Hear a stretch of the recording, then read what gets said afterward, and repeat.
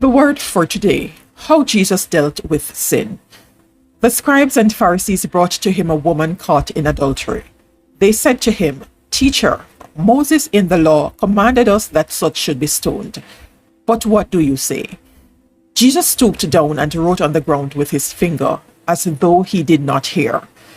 So when they continued asking him, he raised himself up and said to them, "He who is without sin among you, let him throw a stone at her first."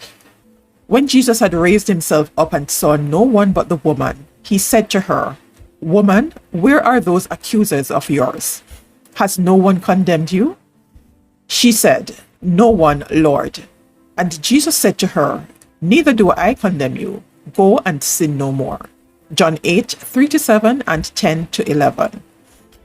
That day Jesus demonstrated three things. 1. The hypocrisy of a double standard. Since this woman had been caught in the very act, surely they knew who the man was too.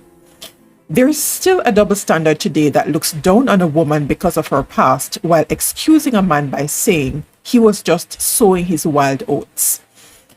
The Pharisees used stones, we use words, but the victim ends up wounded regardless. 2. Who alone is qualified to judge? He who is without sin among you, let him throw a stone at her first. John 8:7. Who was the only sinless one among them that day? Jesus. So he alone is qualified to judge.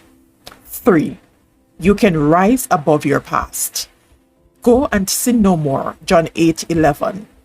Those words could be rephrased, go, and because you have had an encounter with Jesus, you can rise above your past. That is the word for today.